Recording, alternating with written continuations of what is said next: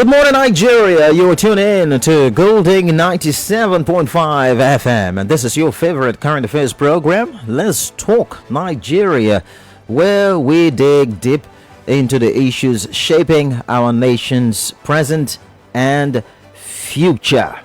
I am Warrior Steve. And I am Paul Basser. As always, I'm thrilled to have you, we are thrilled to have you with us this bright Thursday morning, July the 3rd.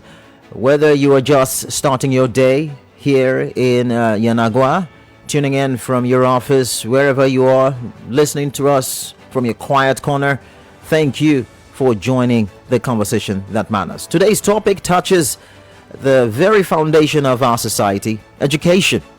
Specifically, we are asking a bold question: theoretical education in Nigeria, the way to proper growth and development? That's the question this morning. Yeah, and now we all agree that education is the bedrock of any nation's progress. But in Nigeria, the conversation often stops at access and funding, and rarely do we pause to ask, what kind of education are we providing? Are we equipping students with tools to think critically, solve problems, and innovate, or are we training them to memorize, regurgitate, and chase grades? At the center of this debate is theoretical education, the book-based, lecture-heavy style that dominates our classrooms from primary to tertiary levels. It's been criticized for being too detached from real-life application, yet others argue that it builds a solid intellectual foundation needed for advanced thinking and national development. So, is theoretical education a help or a hindrance?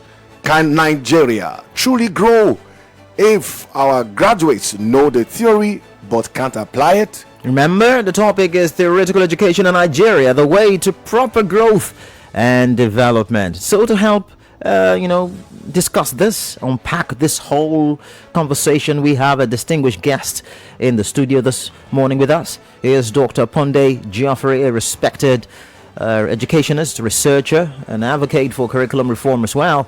Dr. Geoffrey has spent decades analyzing the gaps in Nigeria's education system and championing policies that bridge the world of theory and practice. Good morning to you, sir. Thanks for joining us. Good morning. Nice to have me again. Yes. So, we'll be diving into what theoretical education really means and how it's shaped our nation's workforce and whether it can be reimagined to drive meaningful development. As always, we want you, the listener, to be part of this conversation. Our phone lines and social media handles. In fact, right now we are live on Facebook, so you can head on to 97.5 Golding FM and watch us live right there doing this.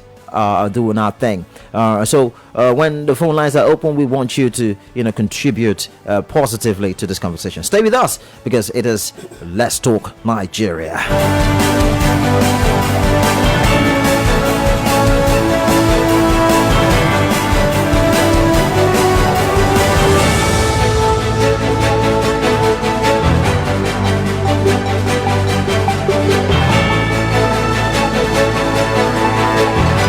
All right, so Dr. Geoffrey, how would you define theoretical education in the Nigerian context? Maybe I should. Firstly, I'd like to say a big thank you for the invitation that you've extended to me. Practically speaking, education is broad, as it's common knowledge that we have the formal, the non-formal, and the informal modes of education. And I haven't said that the technical aspect of education is very critical, very important, and that's why nations all around the world have sought to bridge that gap in the understanding that governments are in place to meet the needs of the people. And when we talk about the needs of the people, we are talking about people who are classified into three different categories: the low level, the middle level, and the uppermost level of the cadre. Now, the theoretical level of training is what we've got within the university systems. Now, the universities are not established to produce craftsmen, so to speak. It is in that understanding that governments across the globe, talking about the global south, which is referring to those very developed countries, like the North America, the Europe, maybe parts of Australia, if you like. And then, of course, the global south, where Africa belongs, Asia, and so on and so forth. So that's the reason governments have thought, okay, since everyone wouldn't go to the universities, why don't we come up with a model by which the middle level and maybe the low level is also serviced? That's where technical education comes to play. And you see, it suffices to lay some flat. Wow, I could get the sound of the engine of the boat a lot later after I'd seen the sight of the water running up. So he said, the distance of sight was faster, or of light rather, was faster than the distance of sound. So it suffices to say that in Nigeria here, there is the obvious need for us to reassess, to reevaluate, recalibrate, if you like, our educational system. Some sort of an overhaul. You also find a situation where those who have acquired HND in the workplace are considered inferior to those with a bachelor's degree. True. A few years ago, I think sometime around 2021, one of the members of the House of Reps from the southwestern part of the country moved a motion to equate the two of them. Yeah. It passed through the first and second reading, the committee stage. The third reading was done in the House of Reps. It was escalated to the Senate. It was passed by both arms of the legislature, but eventually it didn't get the presidential accent before the former president Muhammadu Buhari left office. I'm looking forward to when that bill could be resuscitated for possible consideration in the 10th Assembly. Thank you. So why has theoretical education become the dominant approach in our schools, especially in our universities? Because when talk about practical, they say, oh, it's polytechnic. And I saw something on social media say, oh, my professor cannot even fix the generator. Someone was like, mechanical engineering professor cannot fix his generator instead. And they're like, come on, man, the professor is not a practical person, he's a theoretical person. So is it that in our universities, they don't want to focus on the practical at all, even when it's something that people who are the laymen, those who are not in the educational system will argue that they are supposed to fix it because they are the professors of that area? I don't know, you have to help us unpack this. Maybe I would try to proffer some solution to this. Okay. Yeah.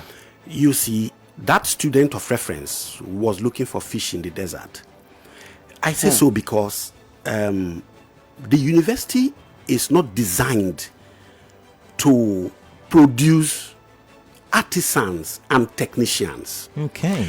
The university is designed to produce thinkers, those who would think through principles, theorems, philosophies, who would philosophize. And that's why their own degree is called bachelor's degree.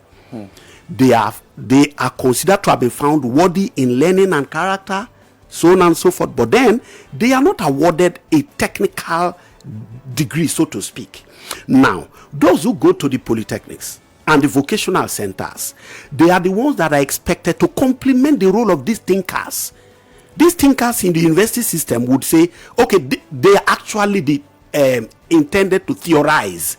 Maybe I should put it that way. Yeah. So that's why you find professors, like us, coming up with theories that the technicians can lay hold on and work with to better society. So it's actually a complementary effort.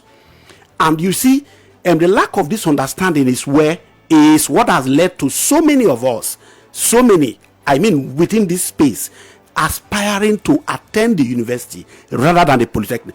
Practically speaking, when I got into the Bayelsa State Civil Service, with my HND, I was given, I was asked to begin, my offer letter stated grade level 8, step 2. But my colleagues that went to the University of Uyo, both of them, actually a set of couple that we had in my office, at the budget office then, because they had a bachelor's degree, their own award letter carried grade level 8 step 4, meaning that where they would get to, I may never have gotten there. Now, had I continued with that HND until I left the service, at the peak, I think as at then, except if the laws have changed, I'm not too sure. As at then, I was told I may not exceed grade level 14 or thereabout, while they were at liberty to go on to grade level 17, which is the directorate level, and eventually become permanent secretaries. So with that kind of a dichotomy, would you expect that people will not have the appetite to go for the university education, rather, particularly against the backdrop of the fact that both of them seem to have the same duration of study? Yeah. Okay. The guy that has acquired HND may have even spent more time, because True. he would have done 5 years, 2 years for the OND, a year compulsory internship. They call it industrial attachment, and then of course he's got to come back again for another 2 years before his NYSC. This, I think, summarizes the discrepancy that has existed, why you find the rush for the university system.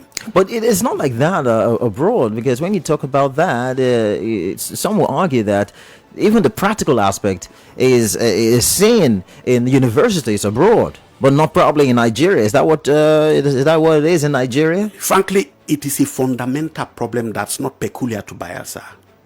I say so because I teach in a university in Delta State. You know, we do courses like marine engineering, electrical engineering. When supervisory agencies are coming, because our laboratories, workshops, and co are not well equipped. Thank you. This is a federal government university. The shortcomings of the lack of maybe proper funding for the universities and other research institutions, it is not a global problem per se, but a Nigerian one, where governments do not pay the required attention to equipping our workshops and so on and so forth. Wow, because the moment you were saying this, it resonates, and so much so. But how do you think we could really fix that thing? Because you know, I like the fact that you mentioned the House of Rep member bringing up that matter, because always you see that even in job applications and anything at all, it's always there. It's the BSc holder and everything, but the HND is looked at as though you're a second class. How can we break that? I want to say the fence, to build a bridge, so that, because we know that, like you said, both of them complement each other, and we can have a much stronger, more viable Nigeria, and also Bayelsa in context too as well. Why will I go for what I know would limit me in my career, but particularly in the future? If I could go for the one, that would be limitless. So it comes to some standardization, as it were, in these two broad career paths. Yeah. The man that's a technician should be allowed to fulfill his career path to the ultimate or to the peak of his career, while this other person that's research based, who theorize and so on and so forth, should also be allowed to follow his path through to the zenith of his career.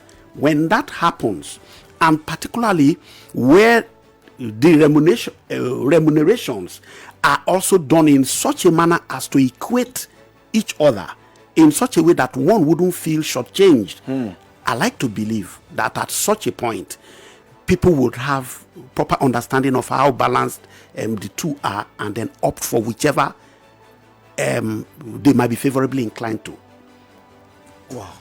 Okay, so now, look, would you say that the Nigerian curriculum balances theory and practical learning effectively?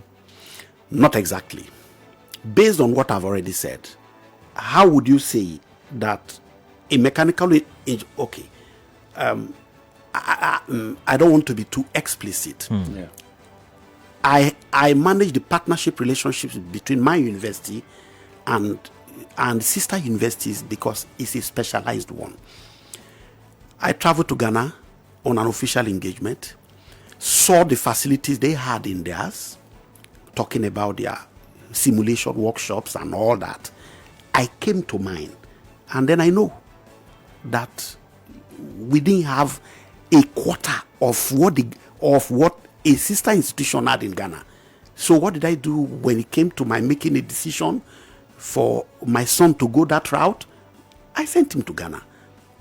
So there is no way you can balance them because of the gross lack of funding by government institutions, by the government, both federal, state, and local governments alike.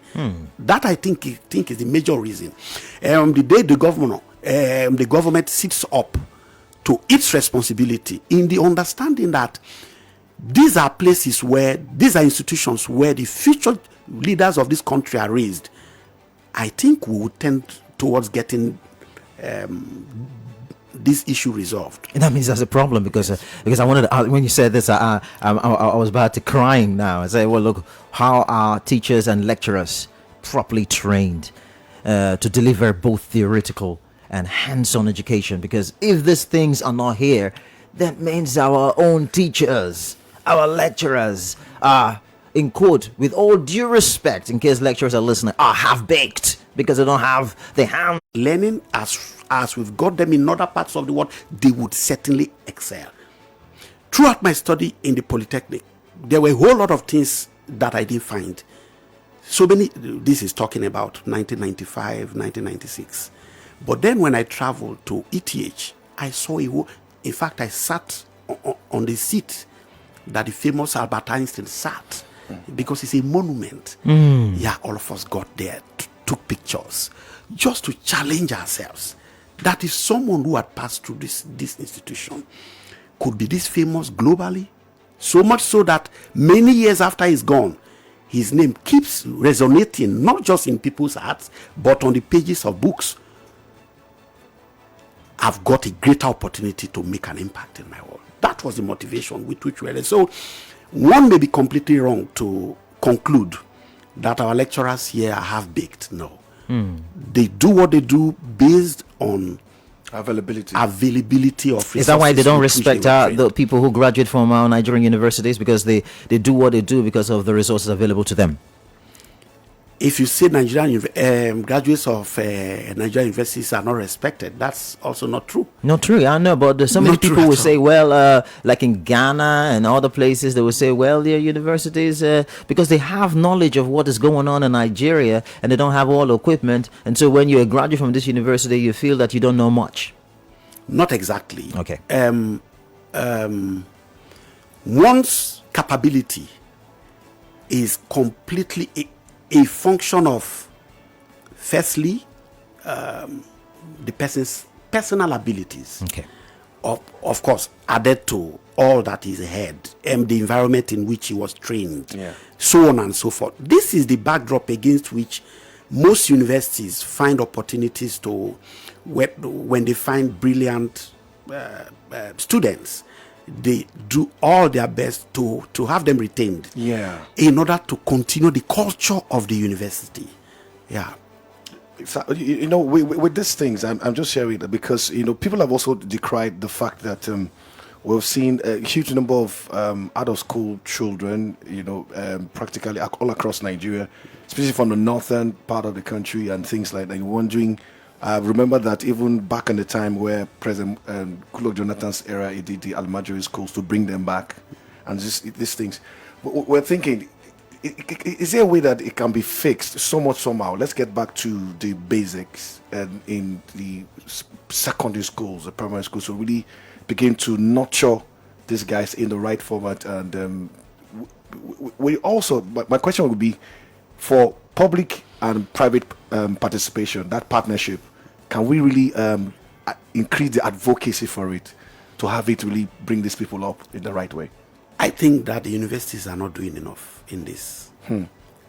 I say in such a manner that we've been able to broker joint researches between lecturers of our university and those of the Nigerian Defense Academy, those of very highbrow universities in Nigeria, others in other parts of the country, We've also instituted a platform by which those who in sister universities, of course, are willing to do a bit of their program here, 2 years perhaps, to have it completed elsewhere in Egypt, in Ghana, for a start, are at will to also do that, and vice versa. So now, in the area of bringing in funding from the organized private sector, we've got, every state has got high profile, high net worth individuals, if you want. But how many universities even go to them? Some have got NGOs that they floated with this, with a focus on funding some basic education, others tertiary, and so on and so forth. But how many universities do approach them? And do they even understand how to manage this kind of effort? Okay, for us in our university, what we've done is to study the annual programs of all of such agencies locally here. The enormity of work done by the T.Y. Danjuma Foundation, it will overwhelm you if I give you in figures.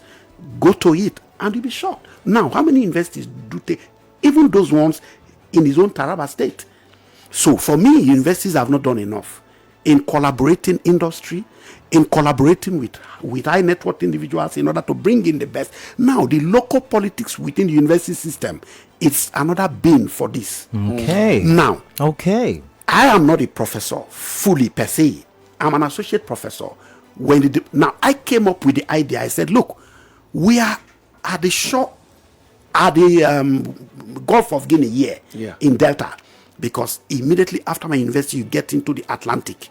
So we thought, okay, can we take this university to the world? Because it could be challenging to bring in people here. All right. And then when I came up with the idea, everything was put in place. And then from nowhere, some politics began to say, oh, he's not a professor, so he cannot be allowed to head this department. And then the then registrar said, but then we've been here all this while. And nothing has been done in the last 5 years. This young man showed up here and is providing solution to the problems we've had. My dear, this is for me. He should be allowed to do the work. Because by his resume, this is the core of this man's training. Allow him to do it. And that's how we set out to do the work. And we've been able to achieve more. So if you ask me, I think that universities are not doing enough in that regard.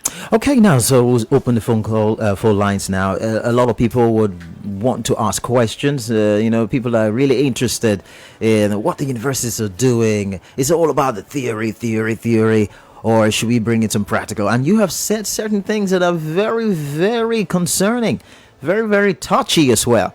That universities are not doing enough, and we can't easily say that Nigerian graduates or lecturers are half-baked because they are working with what they have. But what we have is not enough. So can other people or other countries say that our universities are not good enough? These are some of the conversations, right?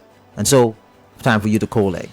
0707 747 1522 0912 000 1975. Text us on 0805 327 7767.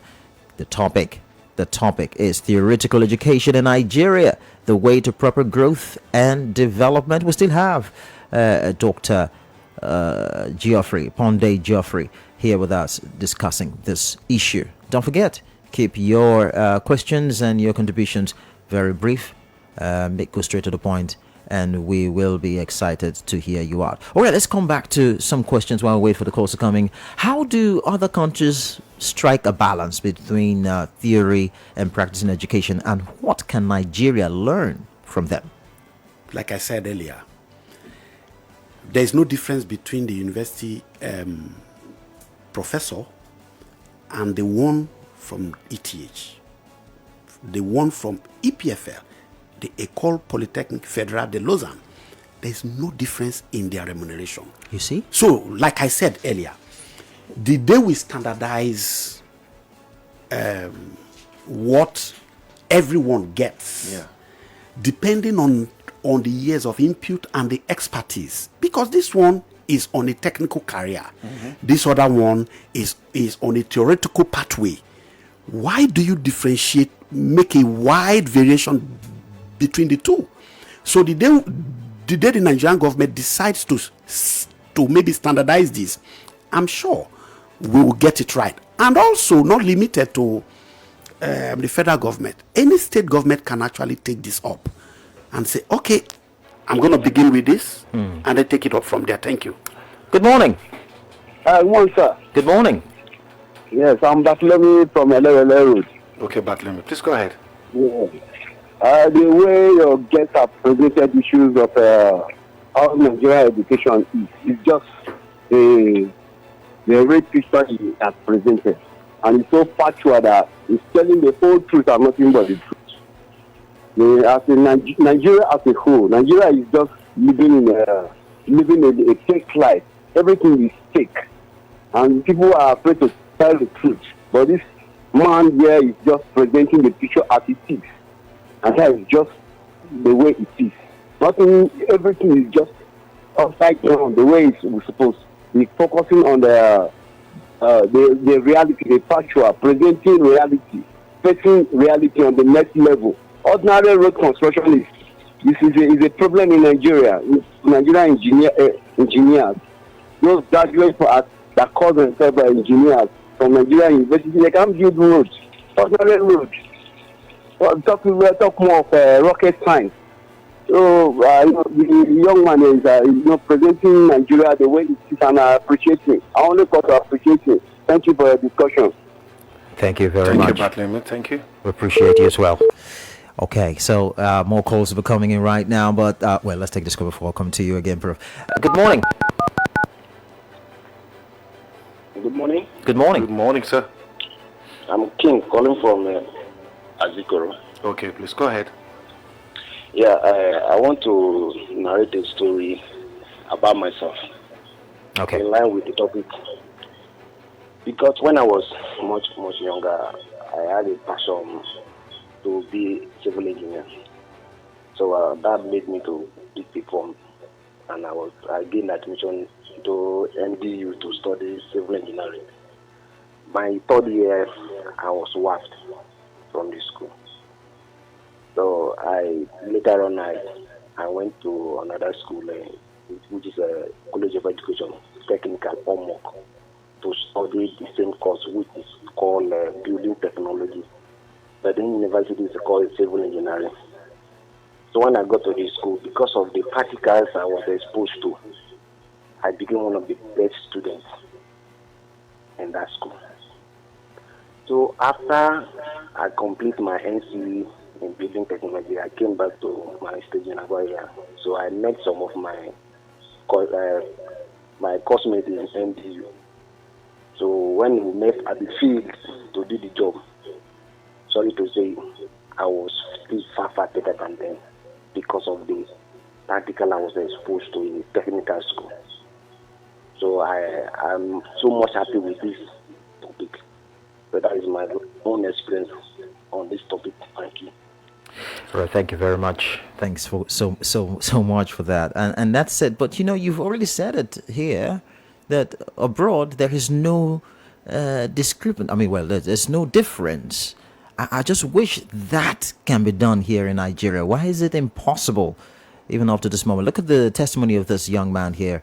But abroad, you can't see the difference between both, levels, both the polytechnics and the universities. But Nigeria, it's there both in the theory and the practice, just as this young man has testified.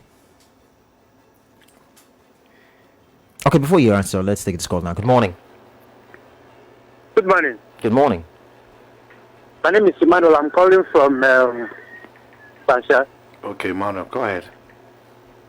Yes, we can probably talk about this thing for another 100 years to come. Everybody knows the truth.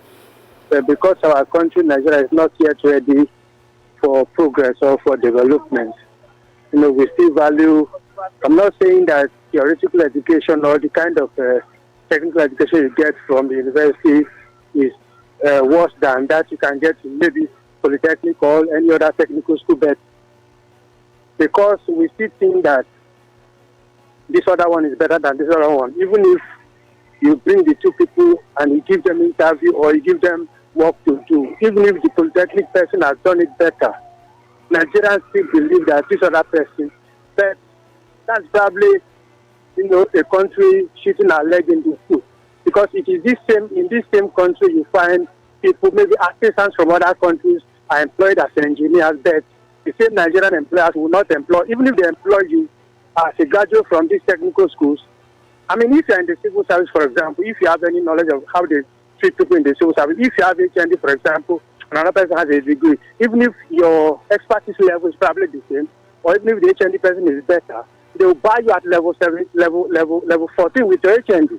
You see, so that is the treatment we give to our technical people. And as a developing country, in my humble opinion, technical education is probably better at this our level. Don't get me wrong. I'm not saying that university education is worse than technical education, but when you need technical skills, engineering skills, any other kind of technical skills, I think that the polytechnic education, technical education should be empowered. Of course, I thank God that the current governor has given God has given to Bayelsa State seems to be going in that direction. But when it comes to pieces of government, a lot of things are still the same, especially this barring of people. I mean, there are people I know, it is the same job they are doing, but the degree they now have is of another field, just because they want to get promotion. Not that the degree they have gotten to get, has given them any more knowledge in that their field, but because of that promotion, because the government doesn't seem to care whether you know what you are doing or not. They will not promote you, even if you are doing better. They will not promote you, but the degree person will be just going on and on and to level 70. So a lot of things have to change for the country to make genuine whole progress. That is how I see it. Thank you. Thank you very much. Thank you, Emmanuel. Dr. Geoffrey, you mentioned something. You're trying to apply to run for a master's program in Nigeria, but you were rejected, and then you had to go abroad and do it. Is there any way we can now make our polytechnics begin to, offer and to award master's degrees and doctorates as well, so that those who graduate with the HND, even if they want to further, they can further still at the polytechnic level and not just switch over to the university level just because they want to be at par with their colleagues and your friends. That's exactly what I said earlier.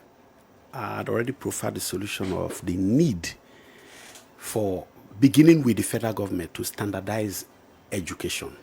That's the formal, non-formal, and the informal, such that those who go the technical career path do not feel inferior. By the way, the universities and other research institutions are oversighted by the NUC, that is the National Universities Commission, while the technically based institutions are oversighted by, I think, the NBTC, the National Board for Technical Education. These are two different bodies that oversee the administration. They certify their programs and so on and so forth. So the day we have these things standardized by way of some coming together, as it were, of these two agencies to say, okay, you should be able to do this to the peak, so that the man in the polytechnic doesn't feel inferior. I think we would tend to get it right that way. Okay, so while I was responding, some calls were coming in. You can now call 0707 747 1522, 0912 000 1975, and 0805 32777 67. We have quite a number of questions to ask Dr. Geoffrey, but then there's this one. What reforms would you recommend to integrate practical knowledge without discarding the value of theory? I know we would not want to do that, but you want to profile and mention certain things, because a lot of people listen to those radio programs and you never could tell that who is listening and will want to implement some of the things that you have already said here this morning. And that's one. How can partnerships with industries or the private sector help bridge the gap between classroom learning and job requirements? Because that's a major problem. there's a very big gap. Maybe I should begin from the end of your question. There's a very big gap between industry and these institutions of learning. Every university, every polytechnic has got a CWES office. I think that refers to the Student Industrial Work Experience Scheme. Can you hold our thoughts? Okay. After this call. Hello. Good morning. Hello, good morning. Hello. Okay. We'll have the call back. So, like I was saying, every institution has got the CWES office that is intended to do that collaboration.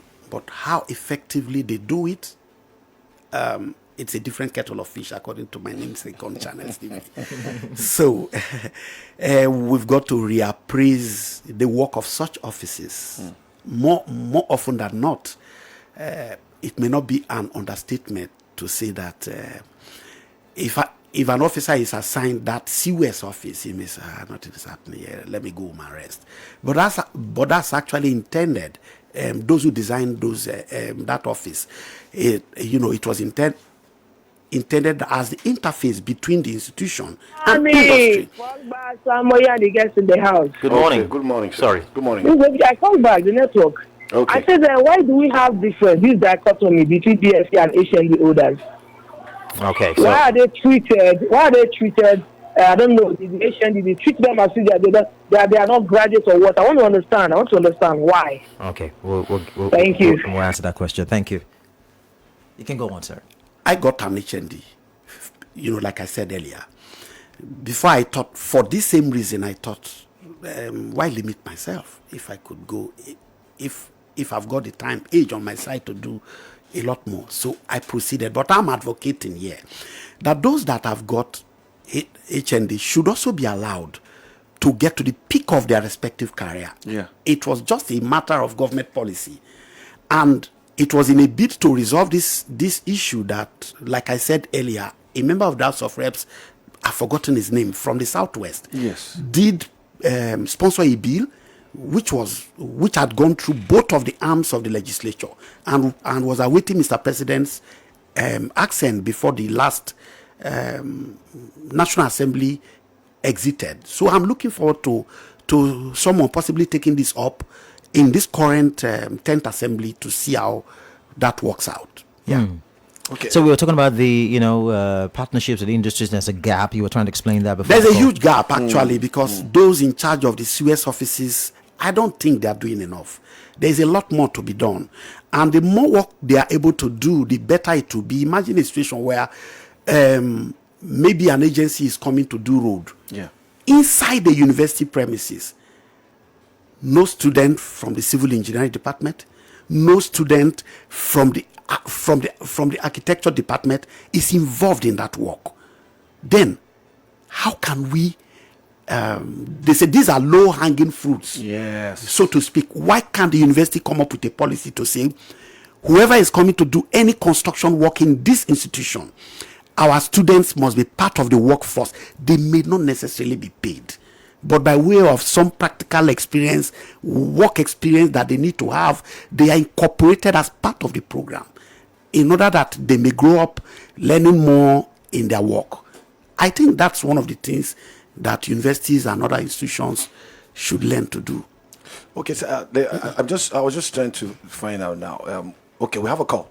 Hello, good morning.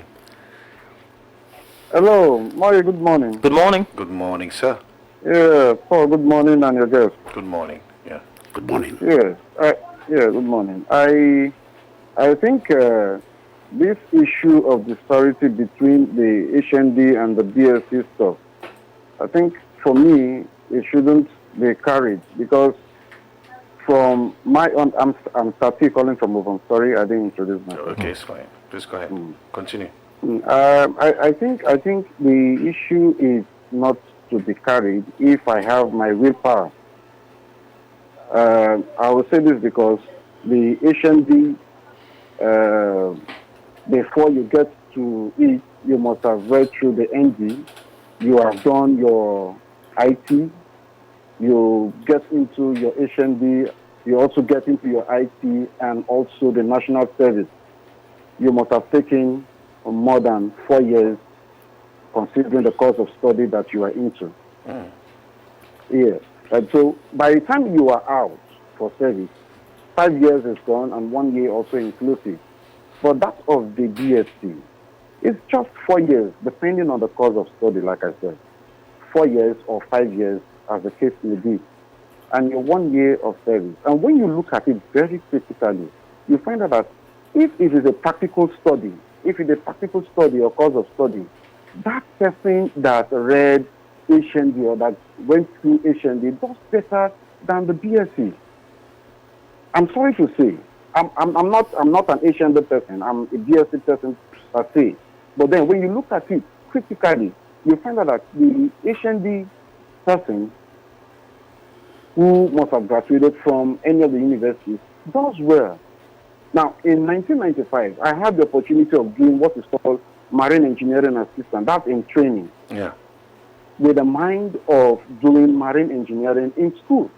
Is Fuad Laguda, a member of the House of Reps from Lagos State. Exactly. And he co-sponsored it with the Speaker, Tajuddin Abbas. Exactly. And that's also you wanted, it was aiming to abolish the dichotomy between HND and BSc by replacing HND with a Bachelor of Technology. Yes. A BTech degree. Is it still in the House? Is it still a member of this current National Assembly? It's still a member. So definitely He came back, yes. He came back. Great. Yes. So yeah, let's see how it goes. Whether that will be pushed. Anyway, that's where we're going to end it today. But your final thoughts, because anytime you're here, I know a couple of persons who have called privately to say, well, we would like to meet this person, or would like such the thoughts of this individual and all of that, because of the beautiful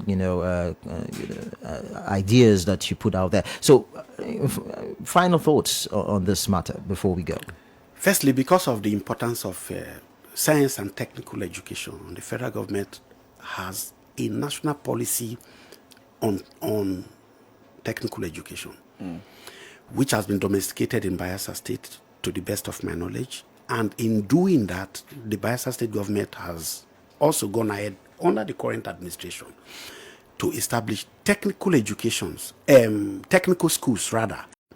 And of course, that's how we call it. Call it the day for the Let's Talk Nigeria today. It's been a wonderful one. Thursday's edition, of course. We'll see you again tomorrow for another very interesting topic. Where we'll come on. We'll come to have conversation around what centers around Nigeria. My name remains Paul Oblomugbasa, and I'm Oyo Steve, saying have a lovely day, but stay tuned for the news update at 10.